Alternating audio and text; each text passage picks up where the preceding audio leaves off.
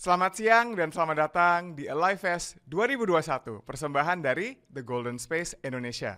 Terima kasih sudah bergabung dengan kami di dalam panel Interfaith Talk, The M Word. Bersama saya, Yonata Suwandi, in-house practitioner dari The Golden Space, yang akan menjadi moderator untuk panel siang hari ini. Pertama-tama, saya ingin mengucapkan terima kasih kepada BNI yang sudah menjadi sponsor untuk Alive tahun ini. Para hadirin semua, peserta, teman-teman yang aku cintai, di siang hari ini yang luar biasa dan spesial, saya dengan bangga dan hati yang penuh dengan syukur mengundang 5 pemuka agama di hari ini.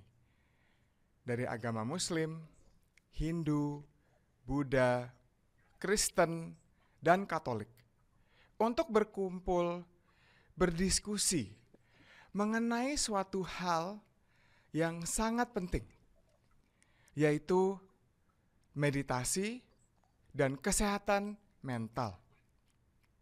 Hari ini akan diadakan diskusi roundtable, perbincangan dari berbagai pemuka agama luar biasa dan inspiratif untuk mempersembahkan sudut pandang dari masing-masing agama, nilai dan manfaat meditasi dalam kehidupan sehari-hari, beserta nilai dalam beribadah sehari-hari. Apakah meditasi ini adalah suatu kegiatan universal yang tidak terikat kepada agama tertentu? Marilah kita dengar dari pemuka-pemuka agama yang hadir hari ini. Pertama, saya ingin memperkenalkan dengan hormat Pastor David Stanislaus, mewakili agama Kristen. Selamat siang, Pastor David. Selamat datang. Bagaimana kabarnya?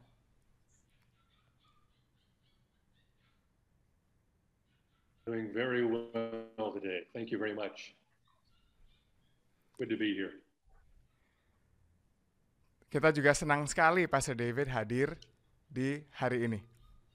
Berikutnya, saya ingin memperkenalkan Pandita Harmono Nyoto, mewakili agama Buddha.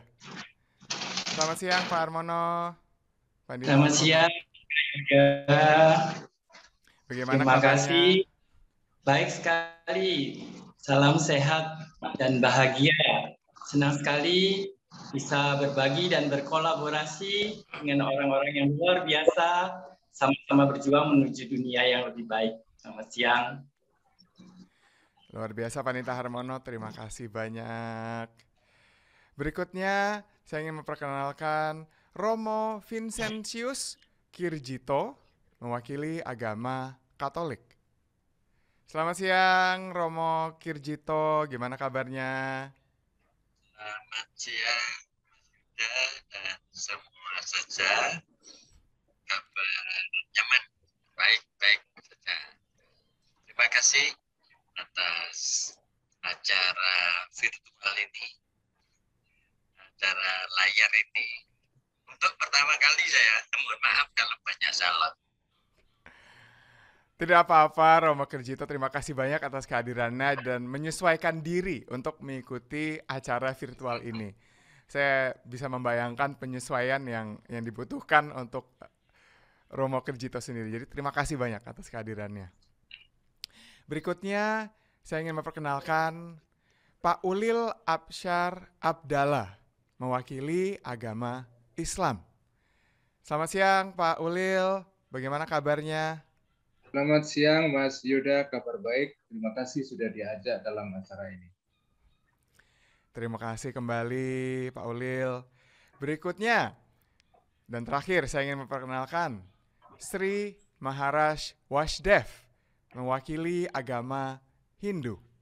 Bagaimana kabarnya Sri Maharaj Wasdev hari ini? I'm good, thank you. Thank you for having me today in your panel. And we hope to have a very fruitful discussion today. Betul sekali, Sri Maharaj Wasdev. Menurut saya sendiri sih diskusi ini akan sangat inspiratif dan luar biasa. Karena memang menurut saya nih ya, diskusi seperti ini belum pernah terjadi, terutama untuk komunitas dan rakyat Indonesia. Oke teman-teman, inilah mereka semua, pemuka agama yang telah hadir di hari ini untuk mengadakan diskusi interfaith perihal meditasi dan kesehatan mental. Dalam kesempatan ini saya ingin mengingatkan, apabila teman-teman semua di Alive ada sebuah pertanyaan atau sebuah topik atau hal yang ingin disampaikan kepada pemuka agama hari ini, silakan gunakan kolom chat di dalam Zoom untuk menyampaikannya. Dan kami akan berusaha untuk menanggapi semuanya semaksimal mungkin. Mempertimbangkan batas waktu yang ada juga ya. Oke, mari kita langsung mulai dengan pertanyaan pertama untuk semua pemuka agama hari ini. Yaitu, apa pandangan agama perihal meditasi? Yang dilanjuti dengan pertanyaan, apakah dianggap sebagai tabu atau sebuah larangan?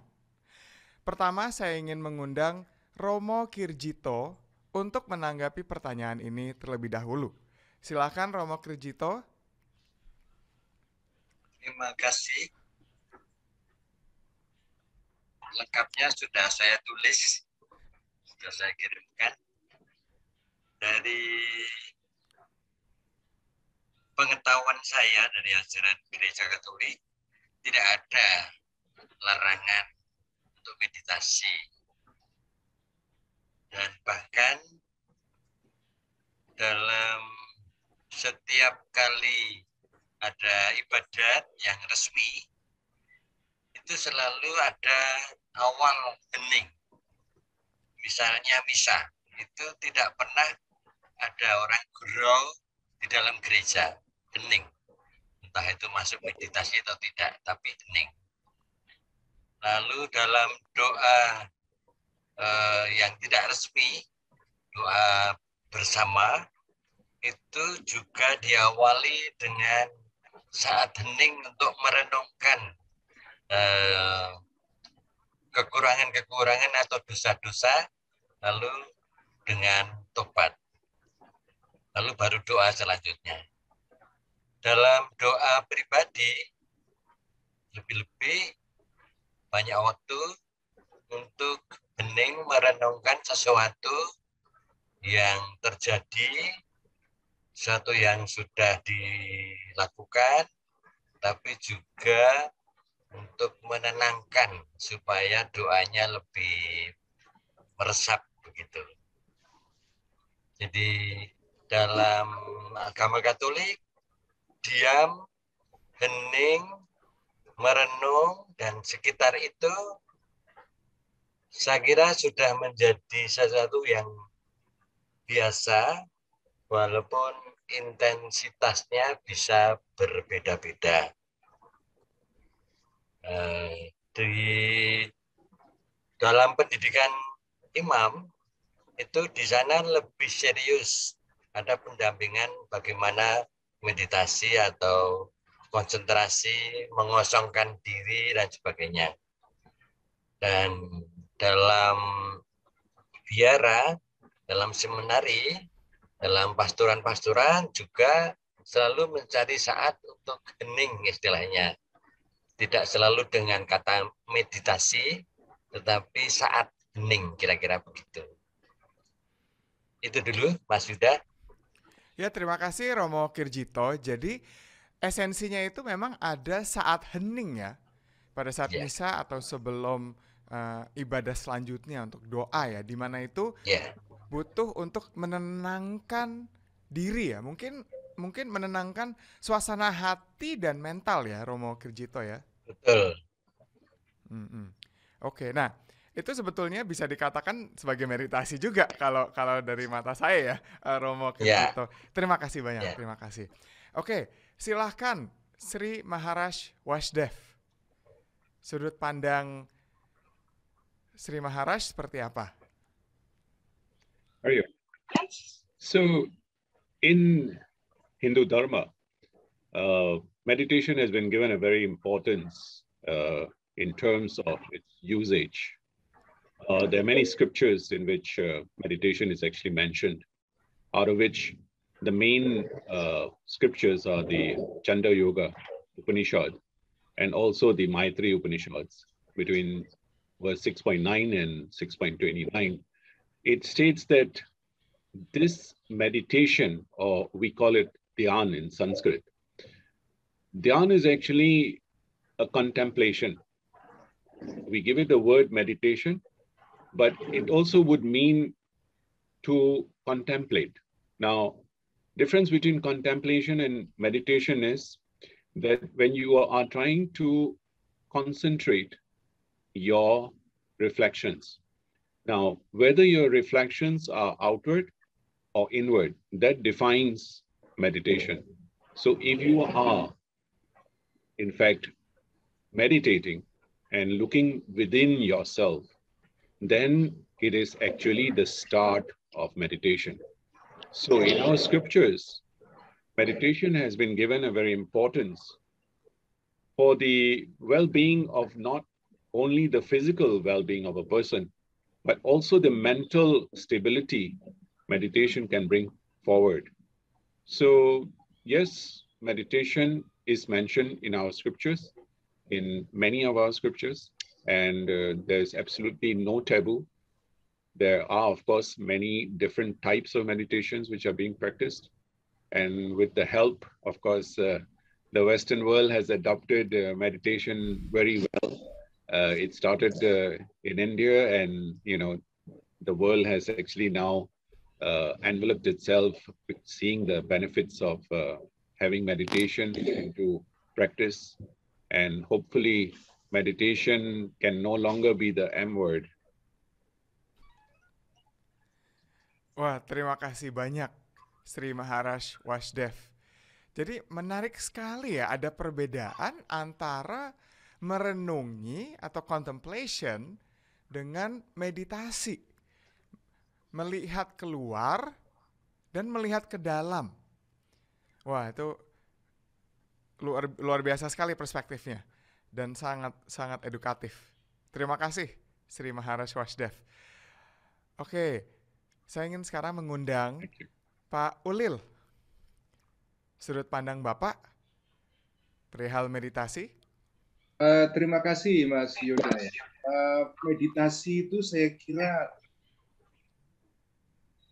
unsur yang sangat penting dalam semua agama. Tidak mungkin agama tanpa meditasi. Menurut saya mustahil. Karena fondasi agama itu adalah hubungan yang personal dengan yang the ultimate ya, dan yang mutlak. Dalam Islam, permulaan Islam sebagai agama itu sebetulnya meditasi. Jadi Islam itu dimulai dengan momen penting di dalam kehidupan Nabi Muhammad ketika dia melakukan meditasi di sebuah gua di luar kota Mekah selama beberapa bulan sebelum akhirnya dia menerima wahyu. Jadi saya bisa mengatakan bahwa meditation is the foundation of Islamic religion. Karena Islam itu sebagai agama bermula dari momen meditasi yang dalam bahasa Arab disebut dengan tahannuf.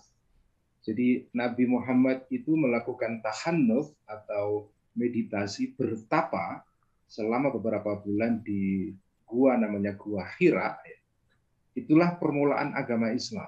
Jadi sebelum agama Islam lahir sebagai agama dengan praktek-prakteknya dan organisasinya dan seterusnya, sebetulnya momen permulaan Islam itu adalah momen meditasi. Karena itu tidak mungkin memisahkan Islam dari meditasi. Meskipun bahasanya mungkin beda, tetapi esensinya sama. Jadi Islam itu fondasinya meditasi. Dan di dalam seluruh peribadatan Islam, meditasi selalu ada di sana. Saya bisa jelaskan nanti dalam percakapan berikutnya. Oh, begitu ya Pak Ulil. Menarik sekali. Jadi meditasi malah dianggap sebagai fondasi dari agama Islam dan bisa dikatakan semua agama gitu ya. Menarik. Oke. Terima kasih banyak Pak Ulil, terima kasih. Wah, tambah keren aja percakapan kita nih di siang hari ini. Oke, kita perlu lanjut. Silakan Pastor David, pandangan Anda mengenai meditasi. Thank you for the opportunity to share this. I think in general, there is some confusion in some Protestant churches about the exact understanding of what meditation is. However, when Christian meditation is defined as the ability to hear God's voice and to obey his word, then I think there is a great deal of acceptance of the practice of meditation. So the discipline of meditation was certainly familiar to the authors of the Bible. The Bible uses two different Hebrew words to convey the idea of meditation. And when you take those words together, they mean listening to God's word, reflecting on God's works, rehearsing God's deeds, and contemplating God's laws. And so when meditation is defined as pausing life to center on God and reflect his word, on his word, then I think meditation is seen in the Protestant church as a healthy and powerful activity. And I think later we'll talk about how that is practiced individually and then as a group. But the short answer is, yes, I think meditation is a valuable tool in Christianity. Wow, terima kasih banyak Pastor David. Esensi yang saya bisa tarik ya, itu sebetulnya untuk memberhentikan kesibukan hidup, untuk merenungi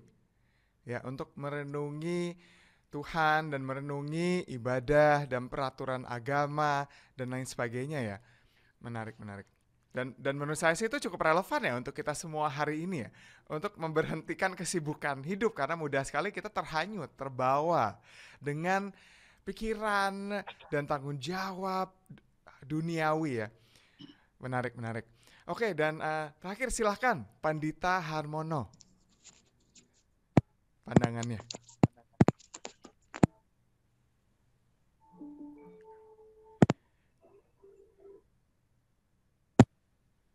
Baik, saya belajar. Meditasi tentunya tidak terpisahkan dengan agama Buddha karena dalam prakteknya maka dalam praktek kita sehari-hari dalam doa, dalam apapun pasti ada meditasi. Tetapi kita juga melihat meditasi itu sebagai alat atau sarana. Dan kita tentunya kurang pas kalau menilai alat atau sarana itu baik atau buruk, karena dia hanyalah alat. Jadi kita lihat bagaimana seperti sebilah pisau itu tidak punya sifat baik, tidak punya sifat buruk. Lalu kemudian juga kita melihat bagaimana pengaplikasiannya. Jadi misalnya seperti ini, pisau ukir mungkin cocok untuk mengukir, tapi kurang cocok untuk potong sayur. Jadi masalah cocok atau tidak cocok, jadi tidak ada unsur baik, buruk, atau benar atau salah. Jadi bagaimana kita tidak menilai dari meditasi itu sendiri, karena meditasi adalah sarana. Lalu yang paling penting adalah tujuan kita melakukan meditasi. Ini akan menjadi meditasi itu memiliki value atau nilai. Jadi meditasi akan bernilai kalau tujuan atau maksud kita melakukan meditasi adalah untuk hal yang baik, untuk kepentingan kita, untuk kepentingan dunia, untuk dunia yang lebih baik. Ya, kita tahu dengan jelas bahwa saat diri kita ada 3 unsur, yaitu badan jasmani, pikiran, mental, dan juga ada roh. Nah, meditasi adalah sarana yang paling baik agar kita bisa membuat data atau watak Buddha yang ada di dalam diri kita bisa bekerja dengan sempurna. Terima kasih. Terima kasih Pak Dita Harmono, menarik sekali ya. Jadi ada meditasi sebagai sarana dan ada hubungan dengan tujuan. Ada alat dan ada niat gitu ya, Pak Dita Harmono. Oke, wah keren. Wah sebenarnya banyak sekali pertanyaan yang bisa bercabang dari semua sharing ya dari masing-masing pemuka agama. Tapi nanti marilah kita lanjut ke pertanyaan berikutnya karena keterbatasan waktu yang berlaku nih. Oke, marilah kita lanjut ke pertanyaan kedua. Dalam sudut pandang agama, apakah ada perbedaan antara berdoa dan bermeditasi? Apakah meditasi memiliki peran pada saat beribadah? Jadi pertanyaan ini itu adalah kelanjutan dan sebetulnya tadi Bapak-bapak sekalian sudah memberikan penjelasan sedikit, tapi harap jabarkan secara spesifik gitu. Sebetulnya meditasi dan berdoa itu perbedaannya apa dan peran meditasi dalam beribadah itu seperti apa sebenarnya? Silahkan duluan Pak Ulil. Terima kasih.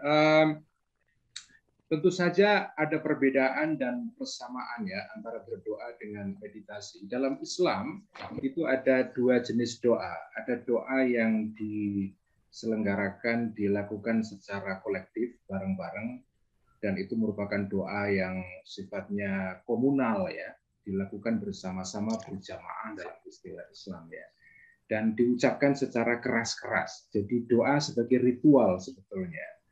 Dan itu yang sering kita dengar ketika orang Islam berdoa di masjid atau di musola dan seterusnya. Tetapi ada juga doa yang dilakukan secara sendiri pada malam hari, karena dalam Islam ada satu ritual yang disebut dengan tahajud, yaitu kalau pakai bahasa Ibnu Arabi, seorang sufi besar Islam ya, itu alone with the alone, bersendiri dengan Tuhan yang maha sendiri. Nah, itu dilakukan pada malam hari, itu berdoa dan sekaligus bermeditasi. Jadi doa yang dilakukan secara diam-diam ini, itu sebetulnya ada unsur meditasi di dalamnya. Jadi ada persamaan, ada perbedaan. Nah, umumnya doa yang sering kita lihat di dalam masyarakat itu doa kolektif. Tetapi ada doa tersembunyi yang itu tidak kelihatan. Dan menurut saya ini justru merupakan esensi agama. Karena doa yang sir dalam bahasa Arab, doa yang rahasia, itu doa yang yaitu doa yang merupakan kelanjutan dari momen kenabian Muhammad tadi itu, yang melakukan meditasi di Gua Hira sebagai permulaan wahyu dalam Islam. Itu respon saya, Mas Yoda. Terima kasih. Terima kasih Pak Ulil ya. Jadi menarik sekali, ada dua tipe ya doa. Yang doa kolektif itu yang sebagai ritual dan ada doa sendiri ya. Dimana doa sendiri itu yang dilakukan pada saat tahajud itu bisa sebetulnya dikatakan proses bermeditasi juga gitu ya Pak Ulil ya. Oke, menarik. Terima kasih. Silakan Pastor David, tanggapannya.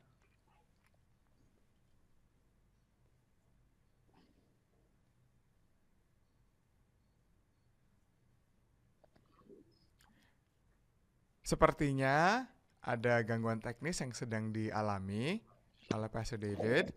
Tidak apa-apa, kita lanjut dulu ke Sri Maharaj Wasdev. Silakan. So, there's a difference between meditation and prayer. Prayer is something you send out in terms of either silent or a verbal vibration into the universe.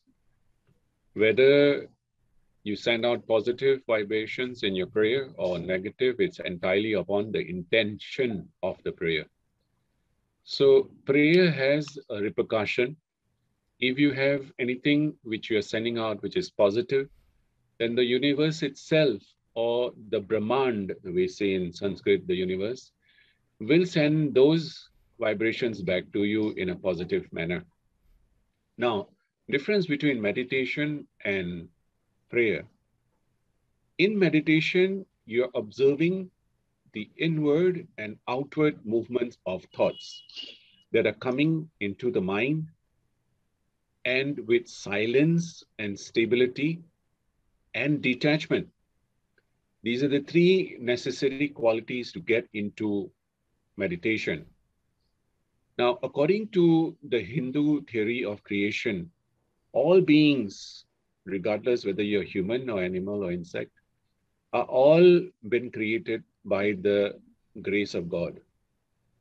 So therefore, the connection, whether it is on a microscopic level or a macroscopic level, is through meditation. Because in meditation, your whole process is to not shut out all the thoughts which are going to come into your mind. That is not meditation. In meditation, you have to let the thoughts come into your mind, and then you have to make sure that those thoughts don't provoke you in any kind of action, and you remain calm and stable. Once the mind is calm and stable, then only you will be able to go into meditation. Meditation is, each individual has a soul, as we say. This soul is 100% pure energy. This whole body is being moved by the soul. And therefore, that 100% energy is trying to connect to its maker. And meditation is one of the techniques that we have harnessed from the universe. And our seers, our forefathers, were the ones who have put together these techniques, that by using the meditative techniques, you can actually create very positive flow of endorphins. And this is the reason why when we are actually in a meditative state, or we call that the highest state, which is samadhi, or many people give it in a layman's terminology, stating that, oh, he's connected to God. How is he connected to God? He's connected to God because God made this particular person, this entity. And by that person being able to release these hormones in the body, which are the endorphins, right? When you eat chocolate, you feel good. So it's the same feel-good factor that you actually will experience when you are actually being connected to something which is very divine. We try to emulate God because we have been created in his image. Meditation is a technique in which we can harness ourselves to connect. And that is where the connection between Atma and Paramatma. Atma means the soul, Paramatma means the divine energy that we always refer to. God can be in many forms, many languages, many words. In my viewpoint, all religions have the base which is good. There is no religion in the world which tells you to do wrong things. There's none. It is how you perceive your meditative techniques. Each group or individuals have maybe harnessed a different path, and with that meditation, it enables you to evolve. After all, why have we come into this existence as human beings, and just to procreate and have children and make money and then leave the world? That's not the essence. The essence is that as a living entity who has a soul is able to connect himself back with Godhead. That is the whole essence of meditation, where you feel that you have achieved something while you have taken this human form. See, the biggest difference we have between everything else and the humans is the intellect, the mind. Meditation is the process in which we make the mind calm, and the mind is then able to connect to the divine.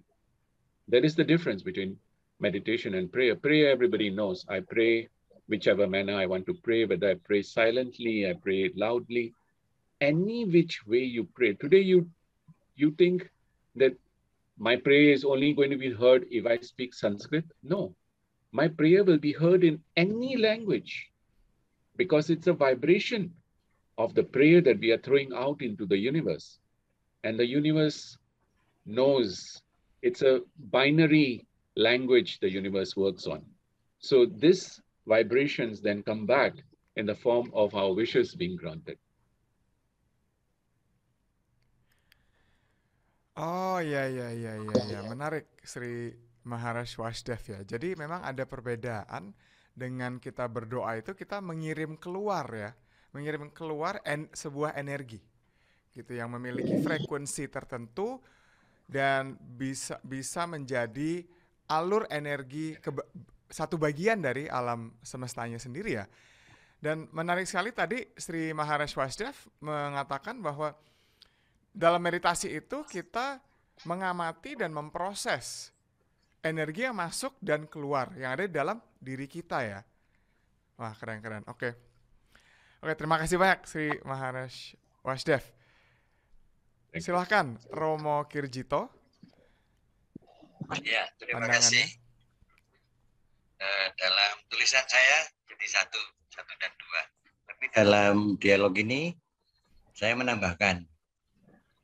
Saya suka dengan perumpamaan saja.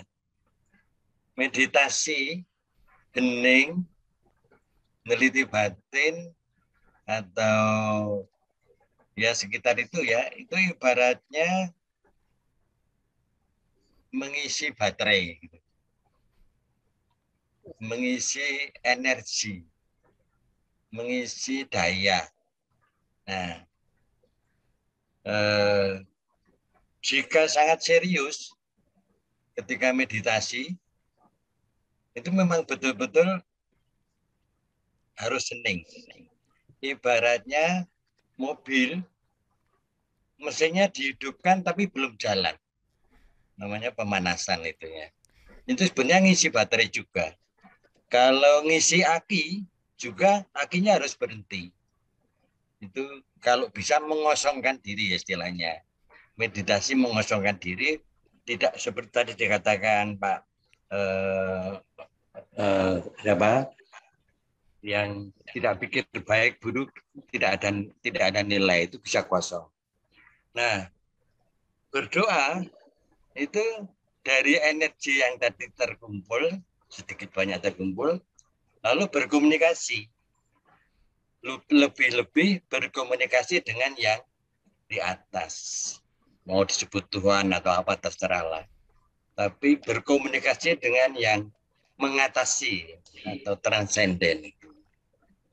Nah, di samping juga komunikasi dengan yang transenden dengan Tuhan, dalam Katolik itu lebih-lebih dengan Yesus, sebetulnya lalu ada energi yang nanti untuk komunikasi hidup sehari-hari atau kerja atau jalan atau apa saja.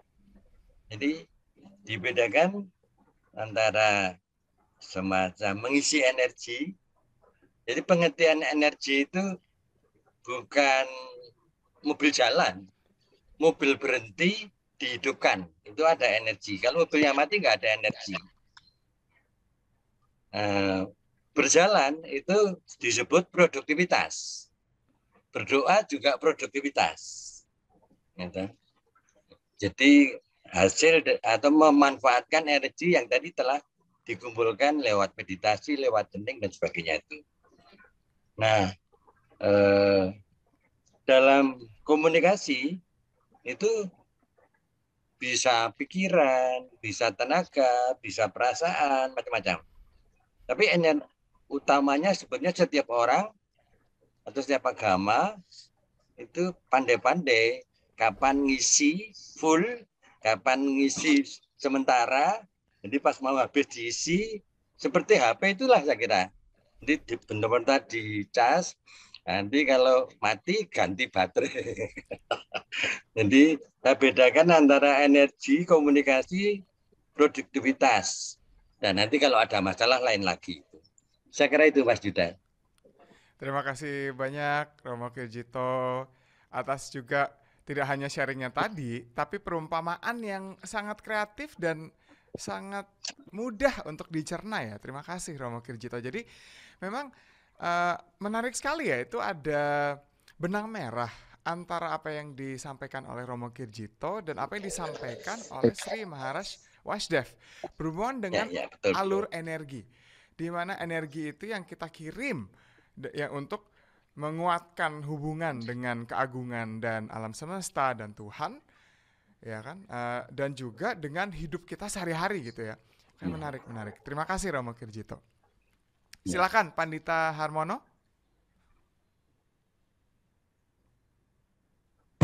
Baik Kak Yuda, saya belajar dalam hal ini doa dan meditasi bisa menjadi dua hal yang berbeda, tapi juga bisa menjadi dua hal yang sama. Artinya doa itu bisa juga sebagai alat kita untuk berkomunikasi, alat kita untuk belajar dengan Tuhan, dengan para suci, para Buddha, dan meditasi juga sebagai alat bagi kita untuk kita bisa mencapai fokus dan hening. Nah, sampai di titik tertentu, doa bisa juga menjadi meditasi, meditasi juga bisa menjadi doa. Bahkan meditasi tingkat lanjutan kita tidak hanya selain kita fokus tadi dan hening, kita malah bisa menerapkan fokus dan hening itu dalam kehidupan kita sehari-hari seperti yang dikatakan oleh Romo tadi. Dalam kita bekerja, kita tetap bisa fokus, bisa hening. Dalam kita bersosialisasi, dalam kita bermasyarakat, kita tetap bisa bermeditasi. Artinya begini, tujuan dari meditasi memang adalah supaya kita bisa fokus dan hening. Ya, dengan kita fokus, maka segala sesuatu kita bisa melihat dengan jelas. Dan dengan hening, maka segala sesuatu juga akan bisa terserap dengan baik. Dan meditasi tadi adalah salah satu alat yang baik sekali agar kita bisa mencapai fokus dan hening tadi. Dan lebih-lebih lagi, lebih baik lagi kalau fokus dan heningnya itu, meditasinya itu kita terapkan dalam kehidupan kita sehari-hari. Artinya contoh yang sederhana aja, kita makan sambil meditasi, kira-kira gimana ya Kak Yoga? Makan sambil meditasi. Artinya kita sadar dengan betul apa yang kita makan, rasa manis, rasa pedas, rasa apa yang kita makan. Kemudian kita juga sadar bahwa tujuan untuk kita makan adalah membuat badan kita menjadi sehat, badan kita menjadi lebih bahagia, punya energi. Lalu kemudian kita juga bisa sambil berjalan juga meditasi, sambil bekerja juga meditasi, sambil melakukan apa saja sebenarnya kita bermeditasi. Jadi meditasi adalah bisa menjadi bagian terpisahkan dari doa, tapi juga bisa menjadi bagian yang tak terpisahkan dari doa. Karena sebetulnya unsur meditasi bisa kita lakukan kapan saja dan gimana saja. Terima kasih. Terima kasih Pandita Harmono. Jadi berarti itu meditasi adalah sebuah sarana atau alat ya yang tadi diungkit oleh Pandita Harmono sebelumnya untuk kegiatan sehari-hari juga, gitu ya, tidak hanya berdoa untuk meningkatkan kesadaran. Ya, jadi juga untuk supaya ada kehadiran kita secara mental dan emosional mungkin ya untuk setiap kegiatan atau aktivitas sehari-hari. Wah, menarik. Saya sendiri bisa membayangkan ya Pandita Harmono pada saat mencicipi makanan dalam kondisi keheningan itu ya, itu pasti rasa-rasanya lebih lezat dan luar biasa menurut saya sih ya. Terima kasih atas renungan itu. Oke, selamat datang kembali Pastor David. Saya sangat bersyukur koneksi Pastor David menjadi kuat kembali dan bisa gabung lagi. Silakan Pastor David tanggapannya dengan pertanyaan tadi ya. Dalam sudut pandang agama, apakah ada perbedaan antara berdoa dan bermeditasi, dan peran apa yang meditasi miliki pada saat beribadah? Thank you. I'm sorry for the poor connection, but it's beyond my control, but I'm happy to be back. I have also learned a lot from this discussion, and I appreciate the idea that meditation is really probably practiced by everyone. It's just a question of how you do it and where you do it. But if the question is the difference between prayer and meditation, then I think many people in my church, they think of prayer as petitioning God for something. But prayer includes many forms of communication, and it's not just limited to petition or requesting. So prayer is, in essence, a communication with God. And that communication includes requesting or talking, but it also includes waiting and listening and meditation. So I would say that meditation is a form of prayer. So when I pray, I spend some time speaking and I spend some time listening and waiting and trying to hear what God is saying to me. So the second question, as I understand it, is meditation and worship. Meditation is often included in individual worship, but not as much in my circles in corporate worship when we gather together as a group. So when we gather as a group, we tend to be active in our worship. And we don't spend a lot of time being quiet and being in meditation. We do have a time of prayer, and that can be a time of meditation, but it's usually short. So an exception to this in the Protestant church would be a group of people called the Quakers. And they practice a long and very centered approach of silence and listening to the Spirit of God and waiting for that presence of God to be in their midst. And then they share that with each other, what they think they've heard or what they feel. So their emphasis is much more on listening and waiting and meditation. But as I said, to summarize it, I think that meditation is a form of prayer. We tend to practice it more individually than as a group. Terima kasih banyak, Pastor David. Wah, menarik sekali ya. Jadi meditasi itu sebetulnya semacam doa, dan doa adalah semacam meditasi, gitu ya. Di mana meditasi ini tuh bisa menjadi salah satu kegiatan dalam berdoa, meningkatkan sebuah komunikasi dengan keagungan dan alam semesta dan Tuhan ya. Wah, menarik. Oke, terima kasih Pastor David, terima kasih. Oke teman-teman, saatnya untuk kita menanyakan pertanyaan utama terakhir kepada panelis-panelis kita di siang hari ini. Ya, dan juga ada beberapa pertanyaan nih. Ya, terima kasih teman-teman yang sudah menyampaikan pertanyaan-pertanyaan di kolom chat. Itu saya akan tanyakan setelah pertanyaan utama terakhir ya. Oke, pertanyaan terakhir adalah, apa pandangan agama perihal kesehatan mental? Karena ini adalah sesuatu yang sangat bisa dikatakan ngetren beberapa tahun belakangan ini, terutama selama pandemi yang masih berjalan.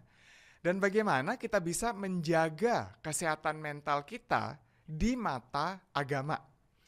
Apakah meditasi bisa membantu menurut agama? Silakan pertama Pastor David.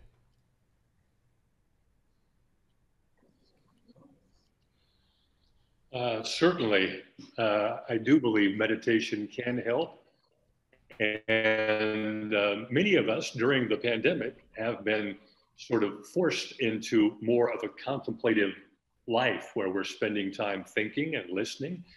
And how we do that can make the difference in how healthy we are. But the short answer is yes. I believe meditation, as I defined it earlier, can and should lead to good mental health. I believe all healing comes from God. And that means that we should include God in our views of mental health. So a large part of mental health is our thoughts and our feelings. Our thoughts and our feelings come from our internal communication with ourselves and with God. So meditation is a part of this internal communication. It's a conversation that goes on all day long. And at times we pause for that conversation, and it happens while we're in activity. But it's a part of that internal communication. The Bible says that we take every thought captive to make it obedient to Christ. So meditation can be a powerful tool in learning how to align our thoughts with God's word so that we have healthy and positive thoughts. One last comment that I really like a lot is from the Apostle Paul in the New Testament of the Christian Bible. And he says, I'd say it is best to fill your minds, and he says it's best by filling your minds and meditating on things true, noble, reputable, authentic, compelling, gracious, the best, not the worst, the beautiful, not the ugly, things to praise, not things to curse. So the Apostle Paul says that we should think on these things, and he gives us a list of these positive and healthy things to think about. And so when we meditate on these things, it will have a positive effect on our mental health. And that's very good activity, especially as you said, during the pandemic. Terima kasih banyak Pastor David. Wow, jadi ya kembali lagi ke niat kita ya, dan apa yang kita lakukan pada saat kita beribadah, dan peran juga meditasi untuk menguatkan hubungan kita dengan Tuhan dan juga dengan diri kita, percakapan di dalam diri kita supaya lebih positif ya, untuk juga menjaga kesehatan mental. Dan terima kasih banyak Pastor David. Oke, silakan Pandita Harmono.